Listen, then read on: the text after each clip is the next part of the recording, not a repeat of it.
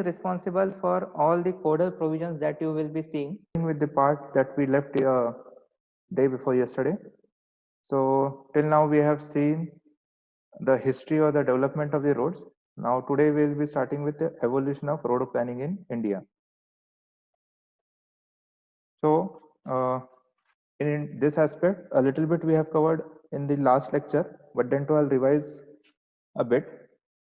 So before independence, generally the road structure or the road network in India, it mainly comprised of a mixed traffic.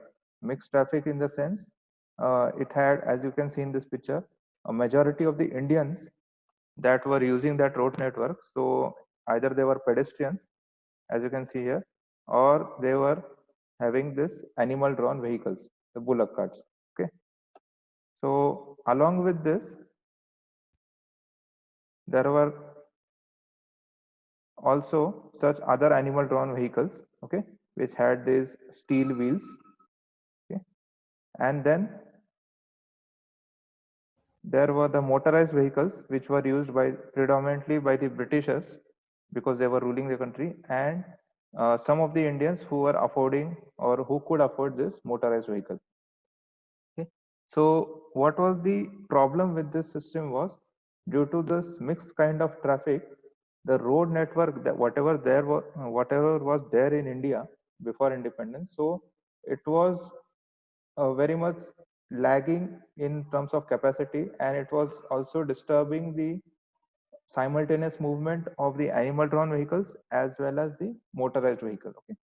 So in keeping that problem in view, in 1927 a committee was appointed under the chairmanship of Mr. M.R. Jayakar. Okay. And it was known as the Jayakar Committee, and the main aim of this committee was to find out whether the existing road structure, whatever was existing in the 1920s, whether it was fit for use or it needed a development. And if it needed a development, then how can we develop it? Okay. So mainly development of the road network. The first thing that comes into picture is the fund. From where will the fund be generated? So that was the aim of this Jayakar committee, to find out or to answer these two questions. So in 1928, the committee submitted its report, okay, and it had mainly three findings.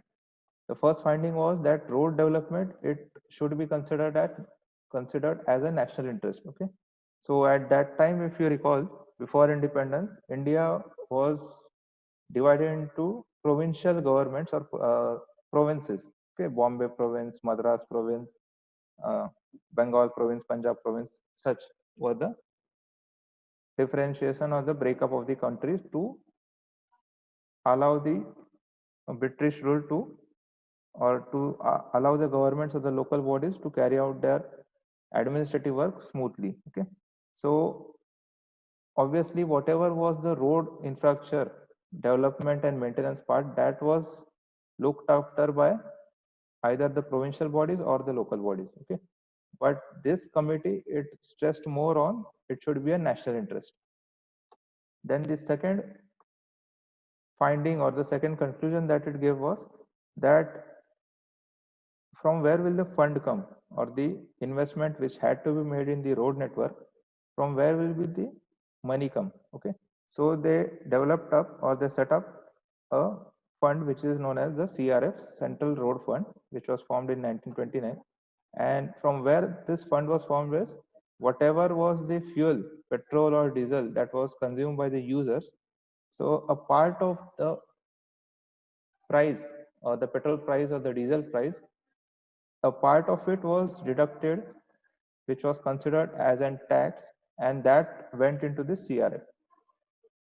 And the third finding or the third conclusion that the committee gave is, in order to make this road development a matter of national interest, you should also have a separate body or a separate institute which will look after this or take care of this road development at central level. Okay.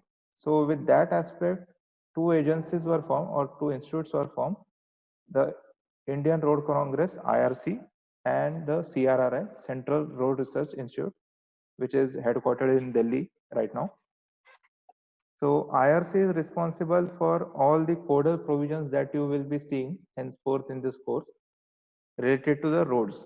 Okay. And CRRI is the premium research institute which is only dedicated to road research. Okay. All the aspects of road research, it may be geometrics, it may be material, it may be traffic, it may be safety. So this CRI looks after all this development or research. Okay. So a little bit more about the CRF, the Central Road Fund. So as I told you, it was established or it was formed in 1929. And at that time, this was the tax that they were deducting on per liter price of petrol or diesel. It was 2.64 paisa. And whatever it was collected, so out of that 20%, it was retained as a central reserve. Okay, and this central reserve would then be used for administration and expenses for research and all other activities. So mainly this 20% was used for running these two institutes, the IRC and the CRRI. Okay. And the remaining 80%, it was allotted to various states again. And then the states were allowed to use this for the development of the road network in their jurisdiction. Okay. So at present also we are paying this CRF. It's just unknowingly, or we don't know the split up of the petrol prices. Few of you might be knowing, but till today we are spending or we are contributing 2 rupees per liter, whatever petrol or diesel that you purchase. So out of that 2 rupees, it goes into this CRF. Okay. So from there, all the road research activities or the development activities related to road network in India, okay, carry on. The next is, or the second thing that was established on JICAR committee's recommendation, it was IRC. Now, as I told you, IRC was, or it was established with the aim of that there should be one central institute which looks after the development process of the road infrastructure. Okay. So with that idea in mind, this IRC is nothing but it is a forum or it is a gathering of people in the domain of road development or transportation. And what they do is they pool or they put forth their experience and ideas in the aspects of planning, construction, and maintenance of the roads in India. Okay. So the main aspect is planning. We have discussed this before also, that why planning is important. Okay. So this main aspect planning, it was covered by IRC in the form of 20-year road development plan. Okay. So I have discussed this yesterday also, that you might have heard 5 years 5 years development plan, which is there by the central government. So every government, uh, central government has this 5 years plan chalked out. So in that 5 years, what the government will be doing in different sectors, agriculture, energy, transport, or finance, okay, or commerce, all this is chalked down. So in similar way, for road, there was dedicated development plan, but this was not a 5-year plan, it was a 20-year plan. Because if you see the scenario, this JICAR committee, it had given the recommendations in 1928. Okay.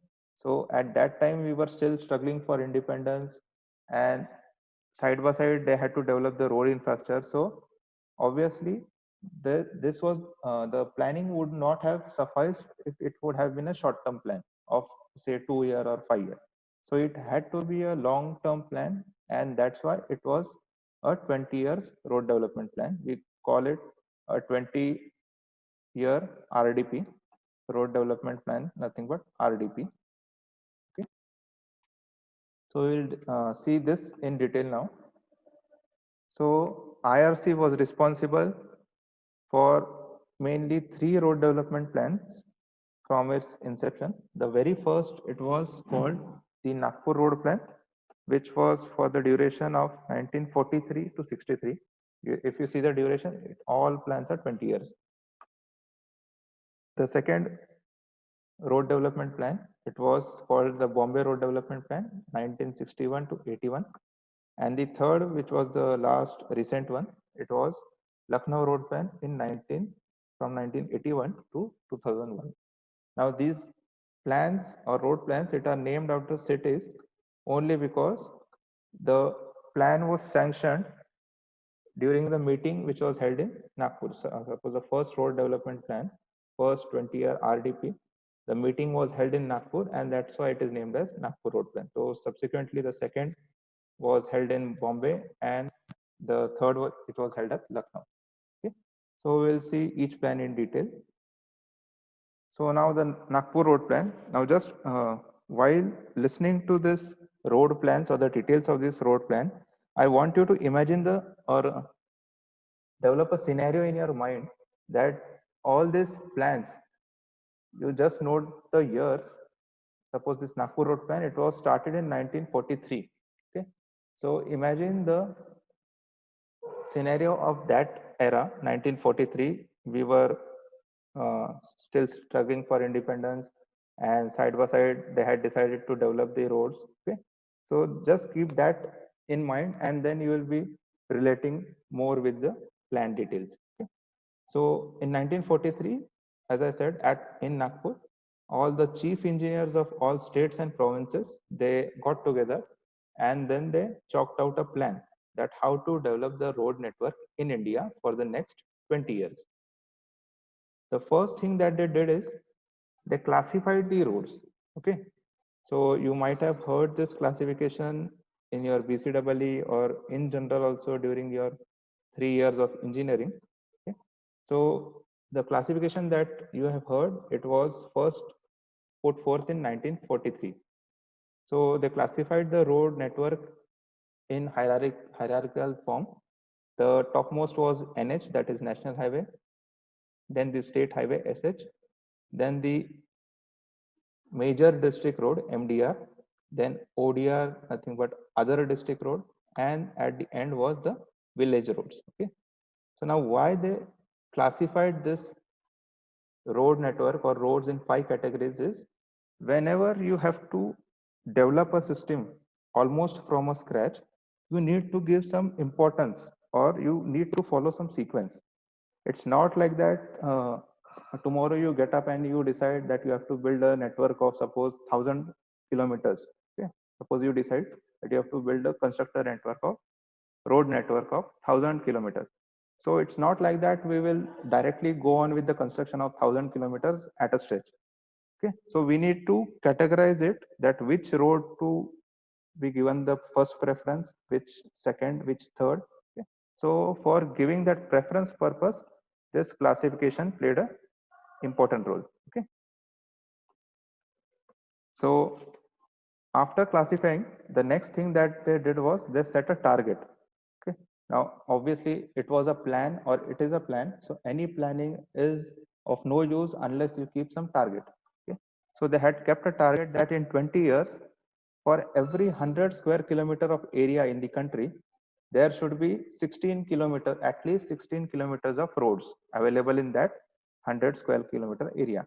Okay, now how did they do this? We'll be seeing later on when we see the formulas and all, but just grasping the concept.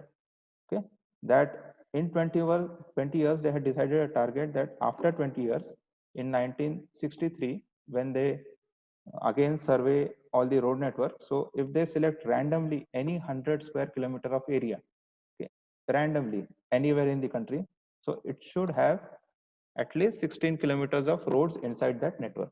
That was the idea. Okay, now for some change, for the first time they completed this plan or they achieved this target well before the planned that or deadline that they have set. They had a plan for 20 years from 1943. So the plan was supposed to be executed till 1963, but 1961 itself, they achieved this target of 16 kilometer per 100 square kilometer area.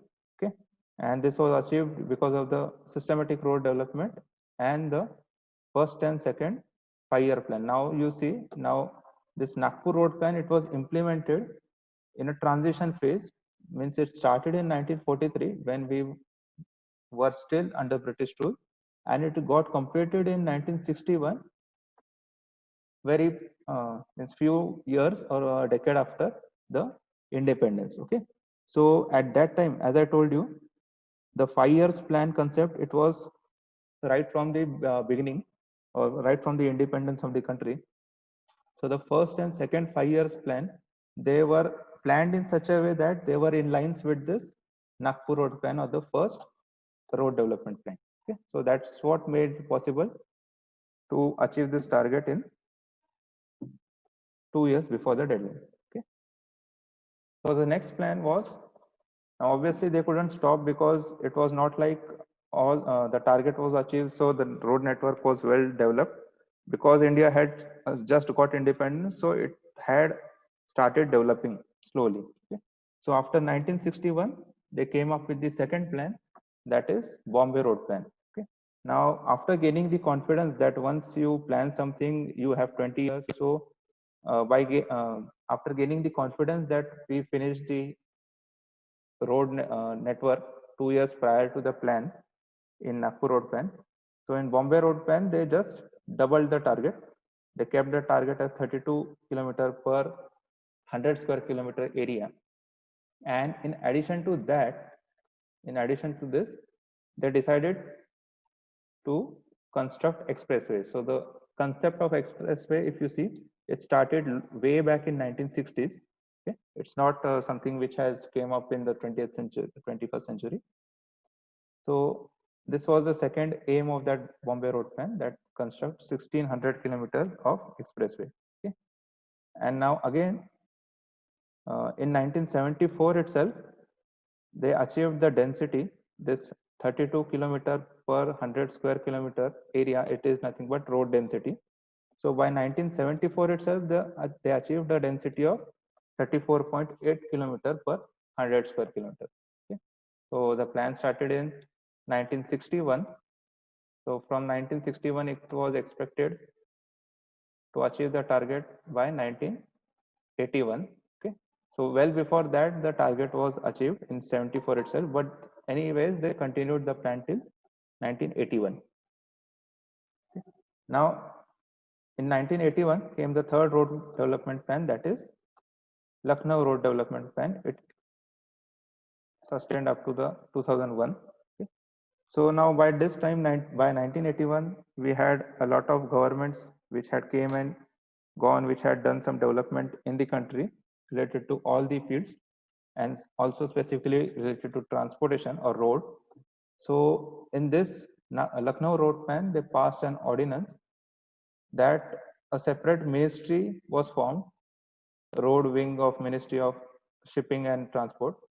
Okay, MOST, most was the short form given then, 1981. So what they did was, this ministry, it had a collaboration with the industry, and with that collaboration they kept a target of 82 kilometers of road per 100 square kilometer of area. Okay, and for national highways, the target length, it was set in an interval of 5 years.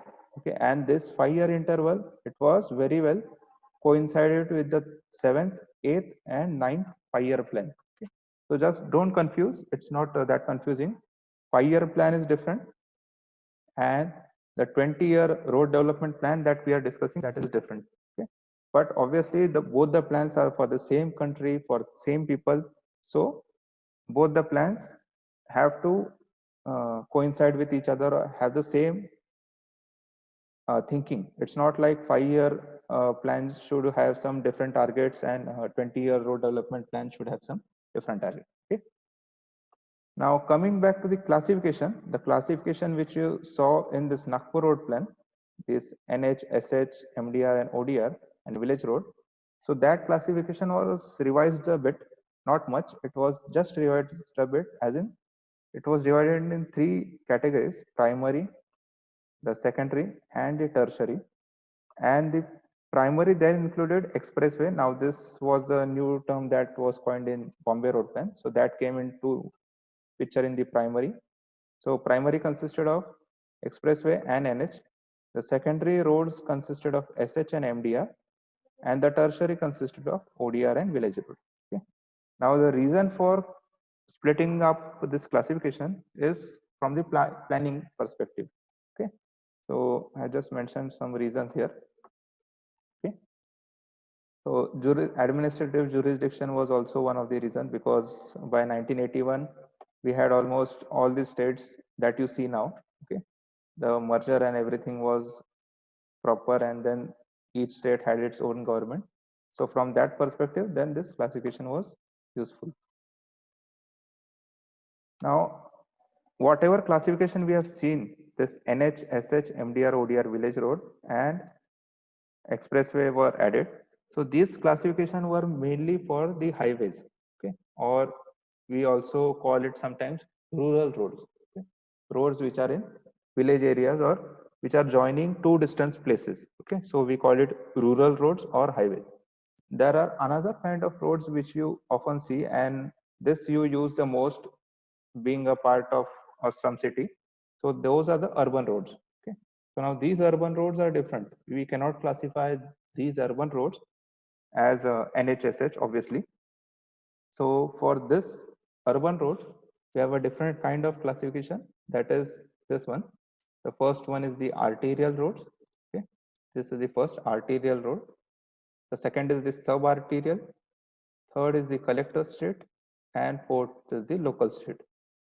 Now, what I will do is I will not just read out the definitions, or rather, I have not included them in the presentation as well. I have not included the definitions. You can very well read the definitions from the books and other sources.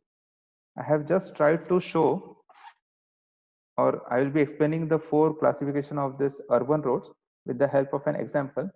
If you see closely, and I hope it's clear to everyone. So this is the Pradhikaran area. Okay, this is the Akurdi railway station, and our college is somewhere on this side. It's not in the map. Okay, so somewhere here we have a college, and this is a typical area. Now I have selected this area so that it will be easy for you to understand the concept of this arterial, subarterial, local, and collector streets. Okay, so this is the yellow one which is highlighted that you are seeing here. This is the old Pune Bombay highway. Okay, and this is the Nigri Chowk that we have. We have a bus stop here, Nigri bus stop. Okay, I'm just briefing you so that you can relate to the area, and then you will be knowing which road I am talking about. Okay, so this central road that you see, okay, this is Hutatma Chowk, and I guess here somewhere you might be having the Bhel Chowk and Sambhaji Chowk. That everything lies on this road, this central road that you see. Okay. So this is the arterial road for this particular area that I am showing in the map. Okay. So this is the arterial road, or this is the first category of the road that I am talking here, which is the arterial road. Okay. So in just a layman's language, you can say arterial road, it is nothing but the main road of the area which we are considering. Okay, so this is the arterial road for this area. It continues. It's not just the portion which I have highlighted. It will continue. Now this arterial roads, then you have crossings. Okay, so whatever roads you see here, this road, okay, the road which goes from I guess Big India Chowk, Bhel Chowk to all the way to Nigri Chowk, okay, from Lokmanya Hospital. Here somewhere you have Lokmanya Hospital, I guess. Okay, so this road is nothing but a subarterial. Okay, now clearly in the map, if you see, this is a scaled map. I have taken the screenshot of Google Maps. So if you see the width wise also, the width of this road and the width of this road, visually also you can see it out. This road is a little bit wide, so that's the arterial road, and the second one, that is the subarterial. Okay, similarly this is one subarterial, this is another subarterial here. which goes. Okay. So subarterial roads are nothing but they connect or they cross the main arterial, so that whatever is the main traffic on the main road, it is possible to disperse the traffic in the other directions or in all directions. Okay. So this is the second category, that is subarterial. I hope it's clear to you what is arterial and what is subarterial. Then comes the collector states. So now from those collector states, whatever are the small roads that you see,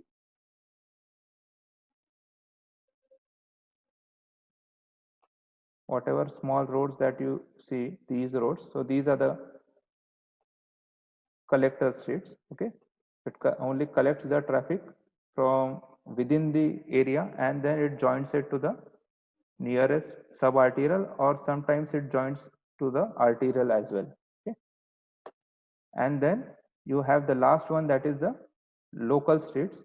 Now local streets are nothing but the small streets which are there within the society. Okay. So these small streets that you see here. Okay. So these are the local streets which are within the society and just they connect or they take you from your home to the nearest collector state. Okay. So the hierarchy of connection, it goes like this. Wherever you are staying, your home, from your home, the road which connects to the street is the local street. Okay. Then you have a collector street which connects you to the sub road, sub main road, you can say sub arterial, and then the main road which is the arterial road. Okay. So this I have explained using the road network that is there in Pradikaran. You have stayed here for almost 3 years, so you might be very well knowing it. Okay. So likewise, same, to just make the knowledge permanent, you can do this exercise for your area also, wherever you are residing right now, mostly in your native places. So just Google it, open Google Maps and just browse over the area. You will be able, or you should be able to then see what are the arterial roads, subarterial, collector and local streets. Okay. Now comes the next part, that is road patterns. Now, if you have given thought till now that we were discussing all about planning and road development, okay, we were discussing about this term in detail, that why planning is required. So if you consider that in planning, suppose you have to plan, again I'll take an example, 1,000-kilometer road network. Okay. So obviously the question should come to your mind. So how will you have the layout of the roads? Okay.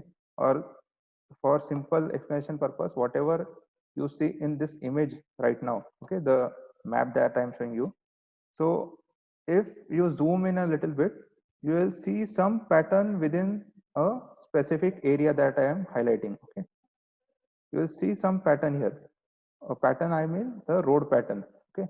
So whatever this type of road pattern that you see, so this will be predominant everywhere in every area. But if you have to plan a 1,000-kilometer road network, so what kind of pattern should be there? Okay, so that comes under this category, that is road patterns. Now again, I have not included the definitions for this, but just some layouts, that to pictorial. Okay, so you have 5 types of road pattern. The first is the rectangular one. Okay, rectangular, or it is also known as block pattern. The second is radial or star and block pattern. The third is radial or star and circular. These both are almost same. Only difference is this, it's in combination with, star is in combination with block and star is in combination with circle. Okay. Then you have a radial or star pattern and then a hexagonal. Okay.